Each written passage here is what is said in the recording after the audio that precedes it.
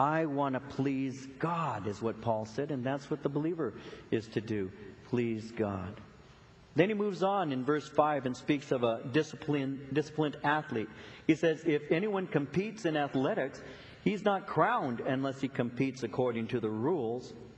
You can't break the rules and get crowned lawfully. Oh, you can get crowned for a moment.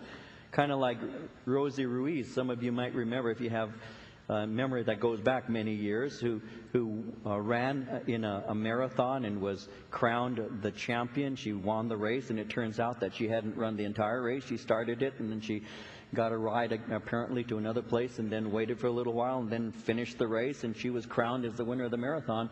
And everybody was saying things like, she doesn't look like she's run 26 miles. Her body doesn't have that look of somebody who is running near death, and to run this kind of time, and we didn't even see her on the course. How did she end up in the front? Well, it turns out that she had cheated.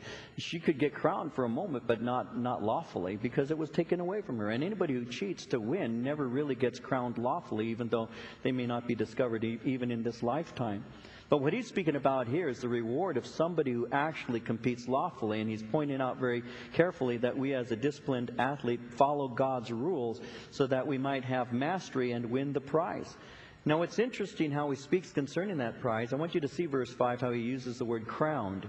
He is not crowned unless he competes according to the rules. The crowns, you see crowns that are given to believers all through the New Testament. And these symbolize our love and faithfulness to Jesus. It's a picture of a reward. In 2 Timothy in chapter 4, verse 8, he speaks about the crown of righteousness. In 1 Peter chapter 5, verse 4, he speaks of the crown of glory. In Revelation chapter 2, verse 10, we see the crown of life.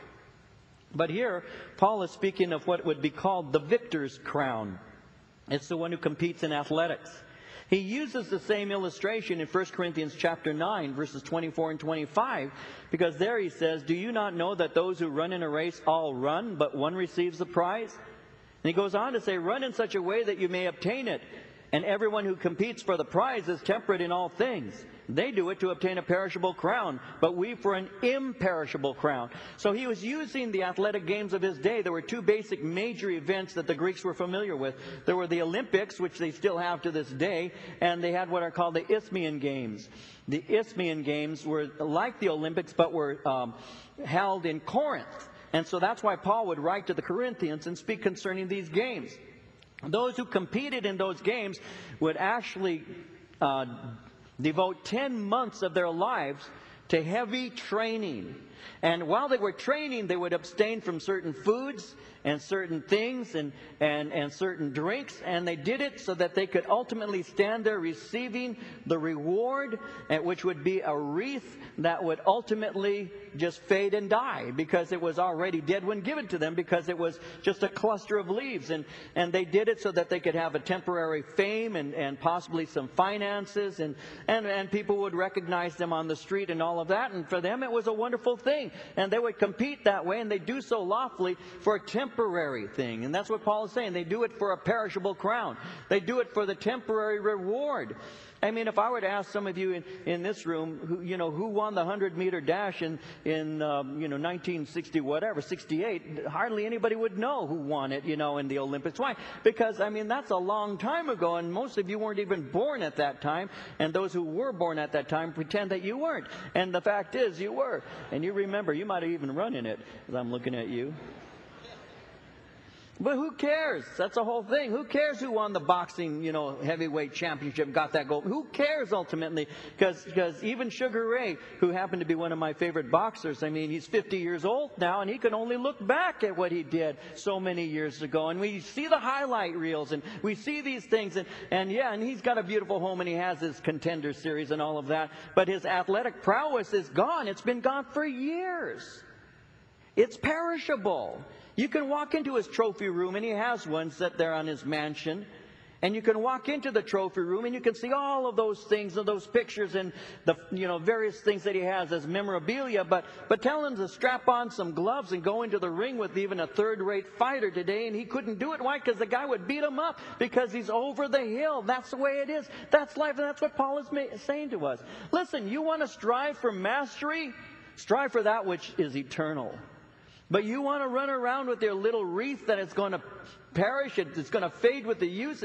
People are going to say, man, I remember when you were an athlete. When did you get a gut like that? Then that's your reward. That's your reward.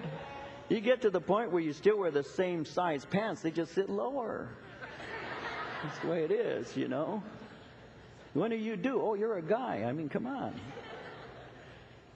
Christians are not to run for short-lived fame or comfort.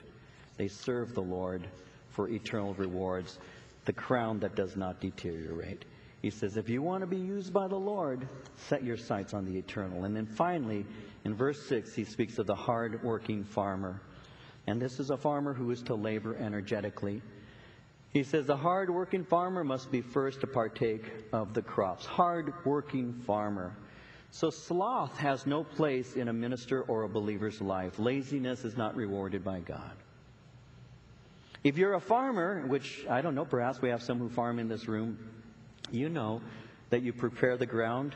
You know that you plant the seed, you cover the seed, you maintain the seed, you weed, you do so much work. And you also know that the amount of crop that you receive is going to be basically equal to the amount of work and seed that you place in it. If you go out there and you have one grain of corn and you drop it in, don't expect an entire row of stock. It doesn't happen that way, because you basically reap what you're sowing. And so if you put a lot of work into it and you maintain that crop, and you're out there in the morning and you're chasing off the crows and the various other critters that come and try and eat up that crop, if you do that on a daily basis and you make sure it's watered and cared for, you're going to have a good crop if you do it right. That's the point that he's making. Be a hard-working farmer. You know, sometimes somebody gets saved and they think in a month or two that they're going to be equivalent to Billy Graham. They're going to be anointed and knowledgeable. It just doesn't happen that way. It takes discipline and work to grow in the things of the Lord.